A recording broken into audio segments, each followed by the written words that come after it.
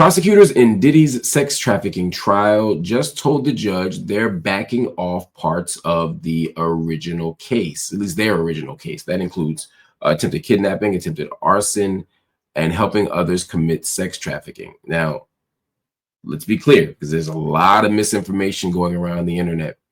The feds are not dropping the big charges. You know, we saw an announcement come earlier today, or early Wednesday morning.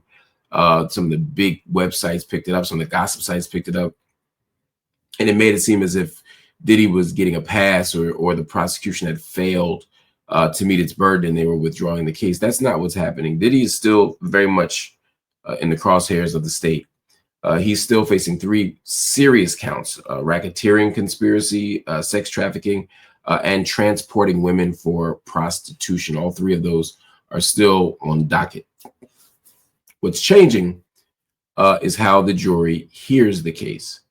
Prosecutors want the instructions to be crystal clear, so they've cut out some of the side theories. I'll give you an example.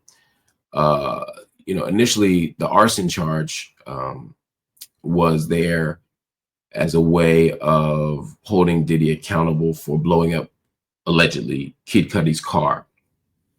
There was also the story of him snatching a woman,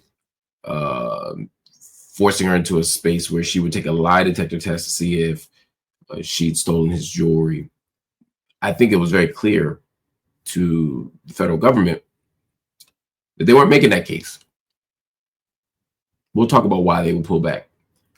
The alleged arson and the kidnapping still mattered, but only if they were actually done, not tried. Now, Diddy's legal team tried to slip in a whole new twist, a whole different twist, possibly connecting the trial to foreign policy.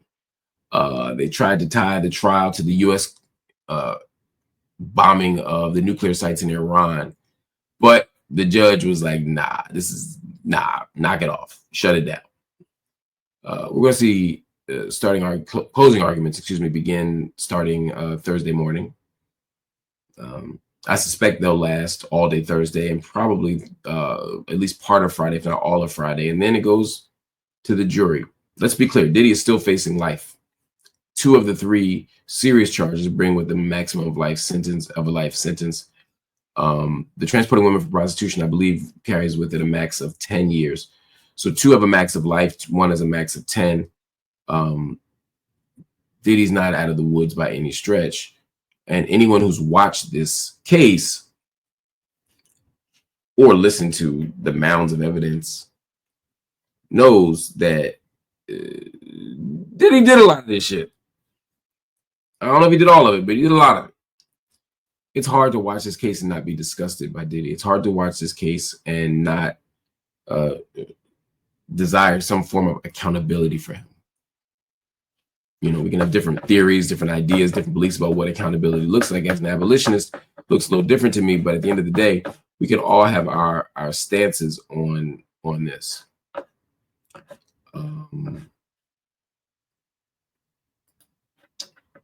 But what's clear from this trial is that Diddy's done some depraved shit.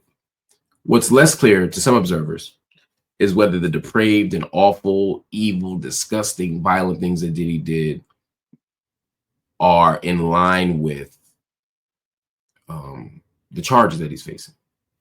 For example, we have him on videotape engaged in a savage beating of Cassie. Cassie Ventura was savagely beaten. CNN leaked that over a year and a half ago. It was disgusting. It was awful. But he's charged with racketeering, conspiracy, sex trafficking, and transporting women for prostitution. That kind of charge isn't proven by that video. What the video, though, does is make you realize Diddy's a monster. What the video also does is it helps to make a case for coercion. It helps to make a case that people were operating against their own will, against their own interests. So I'm not saying that the case hasn't been made. I think the case has been made, but it's not as open and shut as some people would hoped it would be. Nor is it as much of a slam dunk not guilty as Diddy's team would hope it would be. From what I see, the state has met its burden. From what I see, Diddy will absolutely be found guilty. Now, where the complexity comes in is the sentencing and which convictions he ultimately is found guilty on, or ultimately have applied to him. There's another thing here. Yeah, they got rid of that arson kidnapping charge. The question might be why. If the state can throw a million things against you, why not just let it all go and see what happens, right? If we can throw 10 things at you, only 3 gonna stick, then only 3 gonna stick. Why take 3 or 4 off? The answer is a complicated one, but it's intuitive in some sense. The state, I mean, one could argue they're being principled, right? We haven't met our standard here, so we're not going to charge you for something that we can't convict you on. It's the wrong thing to do. You've convinced us. Now we know that's not how governments work. That's not how prosecutors work. We know that ain't it. So we have to ask ourselves, what's the real reason? Real reason is strategic. If even the prosecution doesn't believe that the case has been made that Diddy did arson. Again, do I think Diddy did arson? Yeah. Do I think he blew up Cuddy's car? Absolutely. Or said, I think he did all that shit. But was the case made? No. Even through the testimony of Cuddy, like, it wasn't really made effectively. So you don't want the jury in there feeling really confident about a not guilty determination for any of the charges when you got these nuanced charges still lingering. In other words, you don't want to confuse the jury. You don't want the jury saying yes to this, no to that, particularly when the ones that they'd be saying no to aren't the heaviest of things. You know, Diddy wouldn't be on trial if it were about making a woman take a forced lie detector or blowing up Cuddy's car. Not that those things are okay, but that's not how the U.S. government operates. So what that means is they want to take this stuff off the table so that the jury can focus almost exclusively on the things that they can prove and that they believe have been proven and that they believe will cause Diddy to go to jail for a long, long time. That's the idea. That is the logic. The other thing here is jury instructions.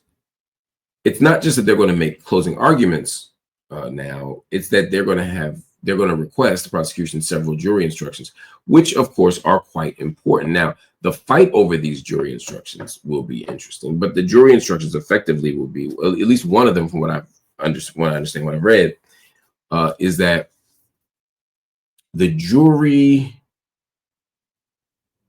needs to be instructed that just because someone consented to a sexual act does not mean that the consent cannot be revoked. In other words, just because Cassie wanted to have sex on this day or even at this moment doesn't mean that another day or even one moment later she doesn't have the ability to make a different choice. And the other issue that they want, the other instruction they want issued to the jury is around monetary payment. In other words, if someone is paid to have sex, it doesn't mean necessarily that they weren't trafficked, that they weren't forced. The defense is going to fight that. I think they're going to lose, but they're going to fight that. It's a matter of the law, and it's important that the jury doesn't think, despite what Diddy's attorneys are saying, that Cassie wanted to have sex. So this text from Tuesday says she wanted to have sex, so therefore she wasn't coerced or she wasn't forced. These are the types of things that we have to clarify for the jury. It's not a matter of opinion; it's a matter of law. That's the argument the prosecution is going to make, and the defense is going to fight. They're going to say it's confusing to the jury, that it's not just issuing a legal instruction; it's making an argument, and it's going to sway the jury against Diddy, et cetera, et cetera, et cetera. So that's the fight. But we will see what happens. But please believe that the prosecution dropping any charges, it ain't good for the defense. I mean, it ain't good for the prosecution. The prosecution dropping charges ain't good for them. I don't think that they're in the disaster / crisis mode that some observers are saying, and I don't even call them observers. Some people who don't know what they're talking about are saying. But I will say that it's never good when you drop in charges, because that either means that you didn't make your case or you should have never made the charges. Either way, you don't look good. But we'll see what happens. Again, I think we'll have an answer to all of this very soon. I don't think this deliberation is going to be long. I think if they make the closing arguments on Friday, I think we'll have a verdict by Monday. I do.